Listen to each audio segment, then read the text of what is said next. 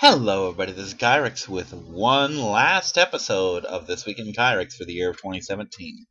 This is the week of December 27th, Wednesday of 2017, and this is being recorded on the 28th. So, after this, just one more spot for the playlist this year in Kyrix, but we'll leave that for when it happens. This week was pretty good. I had some interesting battles up at the Pokemon League, including a Steel-type matchup. One of our members there, who I interact with quite often on the Discord, is he likes to train. Sorry, he likes to train monotype teams. Like he has a Steel team, an Ice team, a Fairy team, a Ghost team, etc. And he asked, we had to battle. I had 3 battles to get my bonus. Basically, we have a scorecard, and each of us in competitive get 2 points for every win we get. And whoever has the most points at the end, or whoever finishes their chart, which I did, barely, gets 4 limited edition Pokemon cards that are released next month. In this case, it's Regice, or Regice. I'm still not sure how that works. And he looks kind of cool. Apparently he gets buffed if Regirock's in play. For those who care, he's got 130 HP. His ability is Iceberg Shield. If you have Regirock in play, prevent all effects of attacks, including damage done to this Pokemon by your opponent's Stage 2 Pokemon. It's actually pretty good. And his attack is a Water and 2 colorless. Frost Smash, just 70. And it looks like he's got a 2 times the weakness to... what is that? Steel type. And he's got a 3 colorless retreat cost for those of you Pokemon card game players out there. And yes, I know how to play, I just don't. But I've got a lot of limited edition cards, like I think I've got, hold on, Winky. Let's see, last month's, or this month's rather, was Zygarde, before that, Diancie, before that was Darkrai. And then, of course, we got all the Oricorios and stuff that were just given away. So it's pretty cool. Hold on, Winky, I'll let you in, baby. Come on. I know, baby. Yeah, I had to close the door, and I locked the cat out. She didn't like that.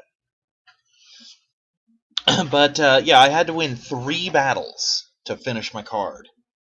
And the first 2 went, textbook. It's just normal shit.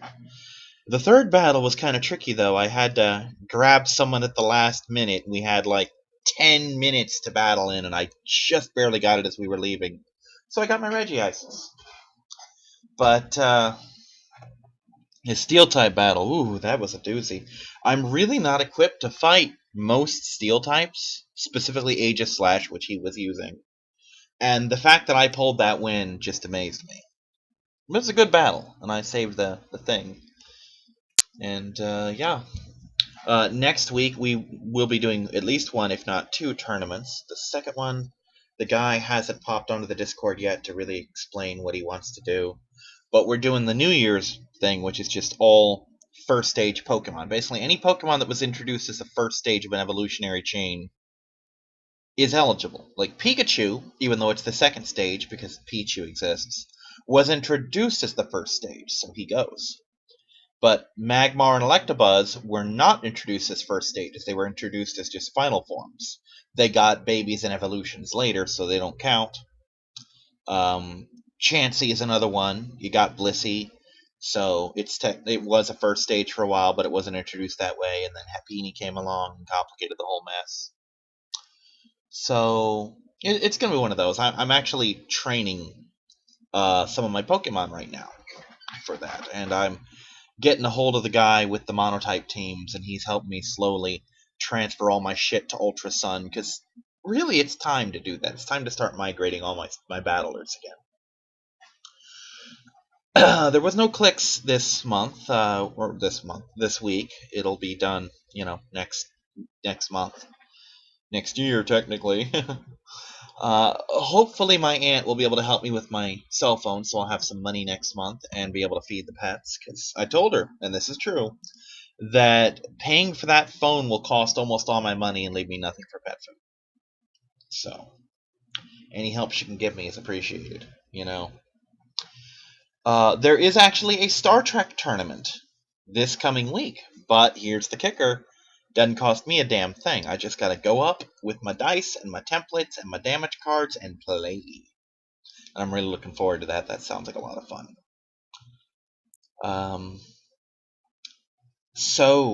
That will be covered in this year in Kyrix as a sort of last-minute update.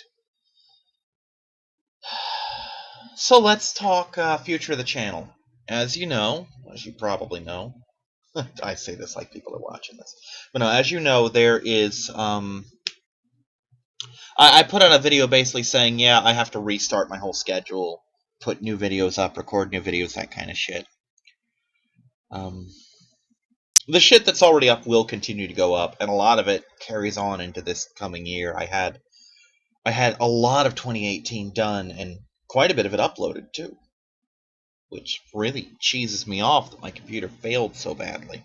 I mean, I'll check it again. Maybe it's fixed itself, and if it has, I'll dig everything off the hard drive and start migrating shit like a bandit. But until then, we just got a deal. So, as you may know, I have ordered, and it is being shipped right now, a HD capture card. And I should have it by no later than the end of January.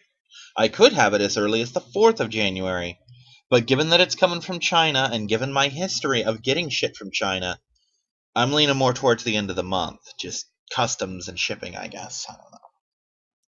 I've never really had a problem with products that came from China, other than the wait time. The wait time is a bitch. But when you consider how cheap you get it for, and the fact that it works, you just gotta take it, you know? And of course, I am still a little on the fence as to how good this is going to work, because the fact of the matter is, I've looked for HD capture cards before. I would have had one years ago if they hadn't been in the price range of $150. But yet I found this one for about $20. So I gotta wonder, is it just that there's some bells and whistles to the big ones? Is it just that this is so bare bones? Which I don't care. I don't have really high production costs as it is. But if it works, you will see a real big shift towards PS4 stuff. Because I play at night anyway, so I can record. But again, that brings me to the point, what can you expect in 2018?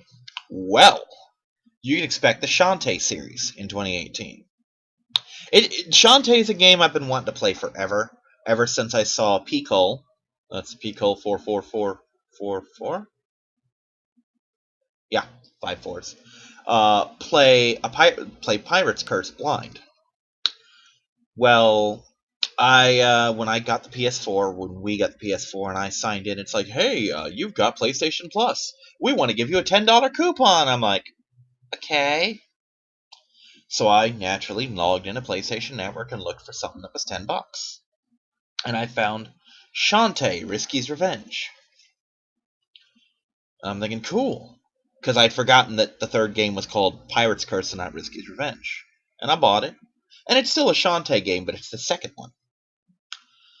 And I haven't played much of it yet. I'm probably going to do a full playthrough of it on my own beforehand. I'm doing the same thing with Pirate's Curse. We'll get to that in a minute. But a couple days ago, I got $20 for Christmas, and I hopped on. I'm like, ooh, Shantae and the Pirate's Curse is $13 instead of the usual 20. Yoink! And I have Pirate's Curse now, so I have Risky's Revenge and Pirate's Curse. That still leaves Shantae, which is Game Boy Color, which means emulator, which means free, which means I effectively own it now. And Half Genie Hero, which I don't think I've ever seen the full thing of, but I could be wrong. I do not plan to buy it anytime soon, because again, that's going to be $20, because that sale's going to be over by the time I have the money. But I can rent it, and I'm gonna. And I'm probably going to pick up the DLC shit for it, because there's like little side games and stuff. Hopefully it won't break the bank. But given how much footage I'll have out of the other 3 games first, I can easily finish those and have all the time in the world to get the DLC for Half Genie Hero long before I actually need it. So So yeah, you're going to get all 4 currently existing Shantae games from me. However, I am currently in the process of trying to get a hold of Eisen, which is kind of a bitch and a half, you know? I mean, cool guy, but he's a nightmare to get a hold of, you know what I mean?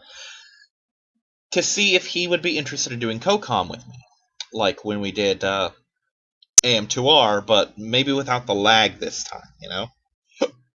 So he'll probably, you know, depending on schedule, do the Shantae series with me. I'm kind of hoping that he agrees and doesn't know what the Shantae series is, because, let's face it, I was introduced to the series with the 3rd game in the series, so I already know all this shit. I've seen the 3rd game beaten.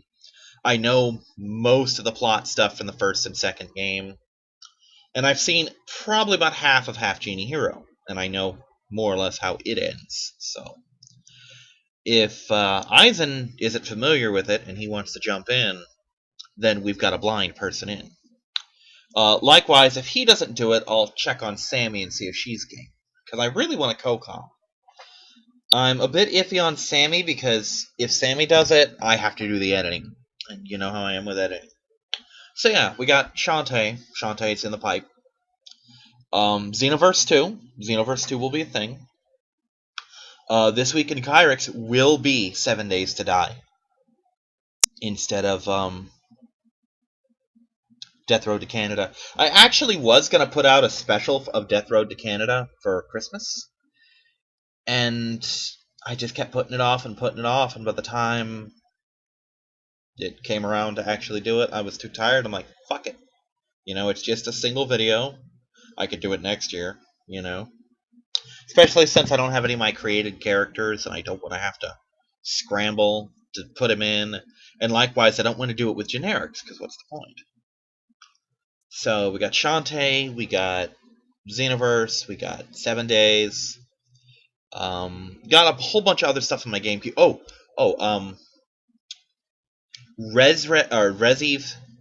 Resident Evil 7 Blind.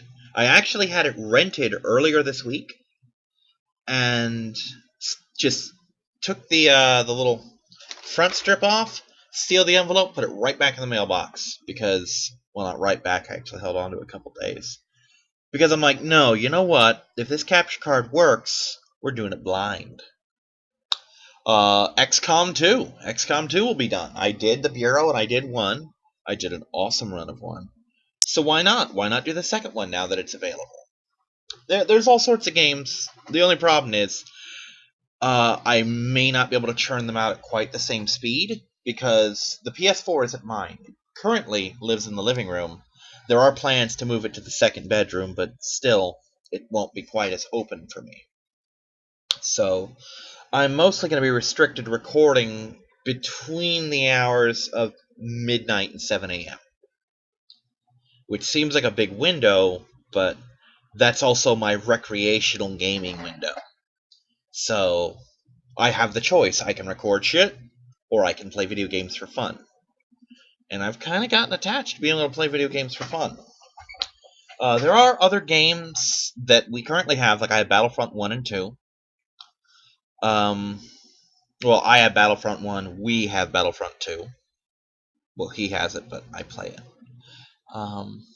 And a bunch of, PlayStation Plus freebie games. There could be something awesome that comes out next month, I don't know. I'm not particularly enthused with the shit we've got now, but, it's free, so what can you do? I could do a run of Neverwinter. I could do... I gotta grind up for it, but I could do something with Star Trek Online. I could potentially do stuff for DC Universe Online, because, the MMOs are free. And I'm willing. Matter of fact, if someone in here has a YouTube channel and you're willing to do, like, COCOM and shit, I'm willing, just message me or leave a comment, and give me contact info. I'll get a hold of you. We'll work something out. I am also, again, if someone has 7 Days to Die and you're willing to just do a hangout thing rather than griefing and shit, I'll play that with you too. That'll probably be a more recreational thing, unless you really want to get on my weekly schedule where we play for an hour every Wednesday or so. I mean, hey, if you're game, I'm game, but I think that about covers it. 2017 was a doozy, but it's coming to a close. Oh, wait. I saw The Last Jedi. I don't think I covered that last time.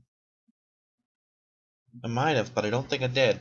So yeah, Last Jedi. I've only seen it once. Saw it in 3D, by the way. Real cool. I think it was the day before my birthday. That sounds right. Day before my birthday, yeah. Um, I liked it. It wasn't, the greatest Star Wars movie ever. I wouldn't even put it in my top three, but I liked it well enough. I actually did a thing. There was a guy I watched, and I understand a lot of people are real pissed about the movie, but there was a guy who did a video that I watched where I had to respond to this. Basically, the guy did a video saying that Star Wars, The Last Jedi destroyed the mythos, and I'm like, well, did it really? And I went point by point, every single thing he did, and basically said, no, the points you're raising aren't really valid. Most of this shit, you don't even need the expanded universe stuff. Like, you don't need the old canon of the books, you don't need the new books, you don't need the TV shows, the comics, the video games. Most of this shit's covered in the movies. Like, I'll pick three of these more or less at random, where he's complaining. Let me migrate these to a different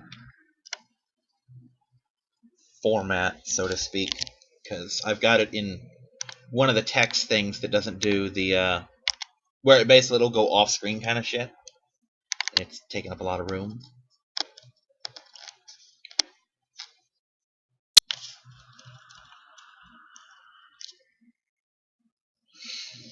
So yeah, we're looking at one of the questions was like, who are the Knights of Ren? They talked about the Knights of Ren in 7 and 8. These by the way are shit that was forgotten between 7 and 8. It's like, who are the Knights of Ren? He brought it up, but no one ever told us. And my response to that is, verbatim, Darth Vader was the Dark Lord of the Sith. We didn't find out what a Sith was until Episode 1. For people born post-prequels, that's no big deal, but I, for one, spent decades wondering what a Sith was and why Darth Vader was the Lord of it/them. And that's true. There was an old card game by Decipher that was Star Wars, and it had all sorts of flavor text, and it called Darth Vader the Dark Lord of the Sith. And I originally thought that was one of the planets. I'm looking for the planet Sith and never found anything. So yeah, that's not really that big a deal. We didn't find out what a Sith was forever.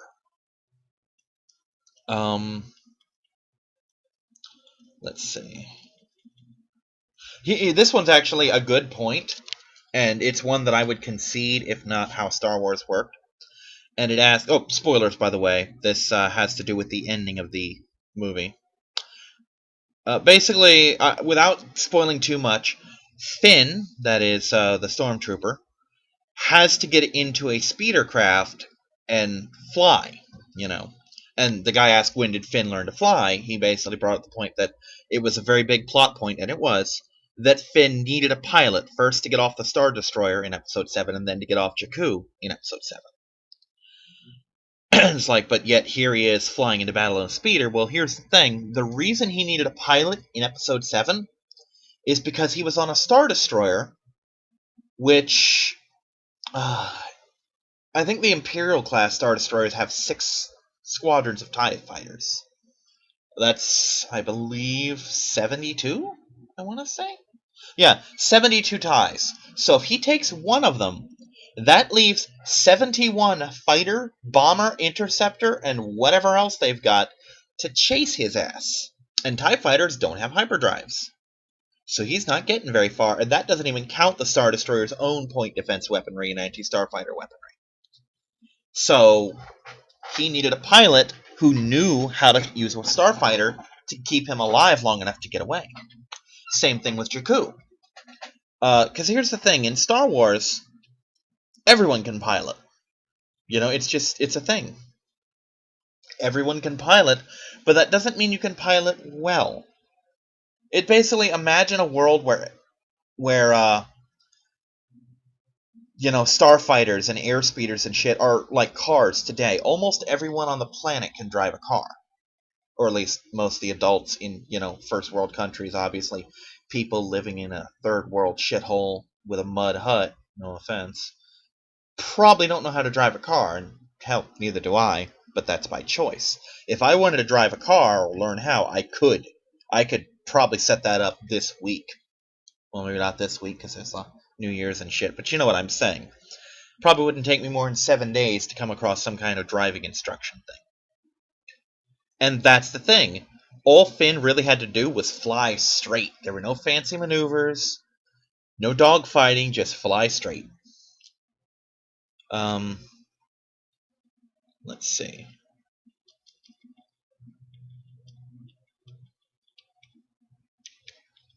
I'm looking through the list because I said I'd do 3 of these, and I want to make sure the last one's a good one.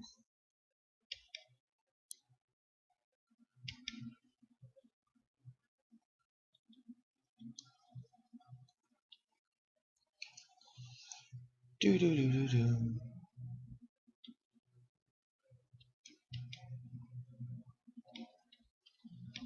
So yeah, we'll do the last one, and this is a huge, huge spoiler. So spoilers for The Last Jedi.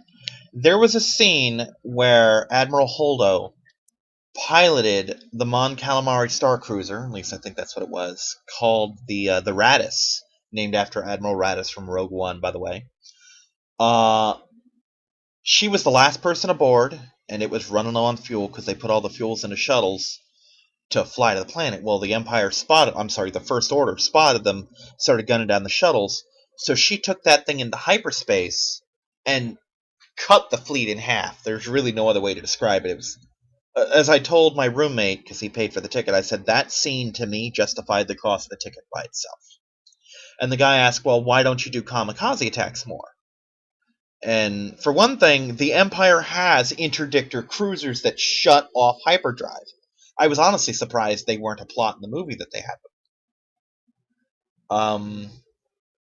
And secondly, the kind of ship you need to pull that off, because people have been asking, like, why don't you just take an X-Wing to hyperdrive?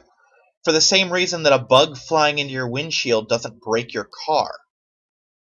Meanwhile, running over a deer does. It's because the deer is of comparable size and mass. Now, I'll granted the Raddus shouldn't have done to Snoke's ship what it did, but it did. But then again, Star Wars has always played fast and loose with physics. But this was a massive ship, like the biggest ship the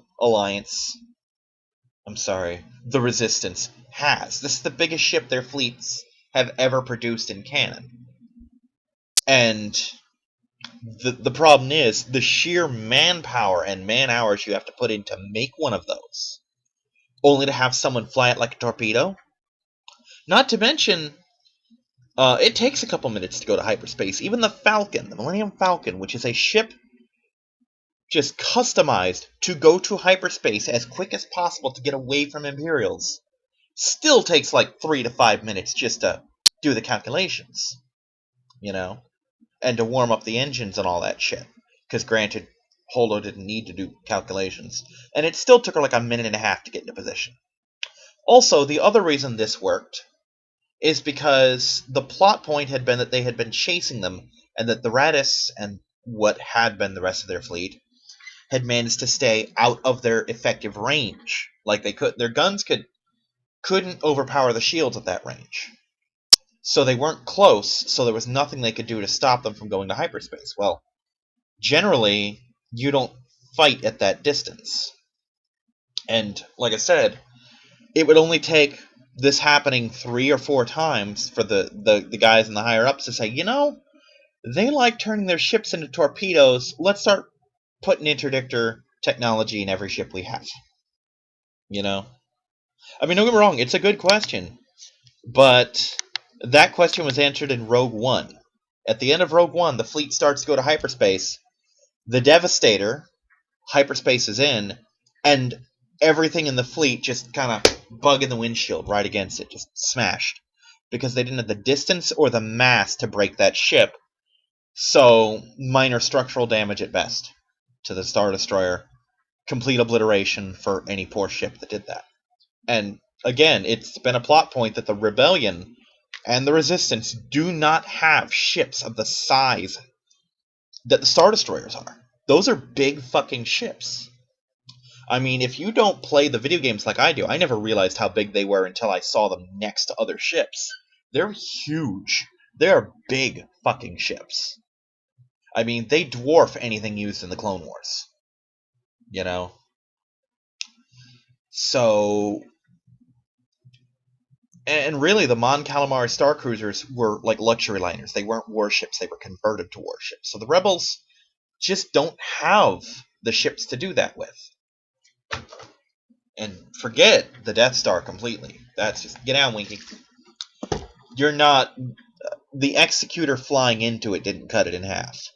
Maybe if it hyperdrived from half a sector away, sure, but probably not. So it's really not a cost-effective strategy. Though the guy did say, like, it wouldn't be too hard to find rebels willing to do that, and I'll grant that. But rebels willing to smash their crew to bits as well? Less so, you know. But anyway, that was fun. So, didn't really do anything much on Christmas Eve, not much on Christmas, but my birthday.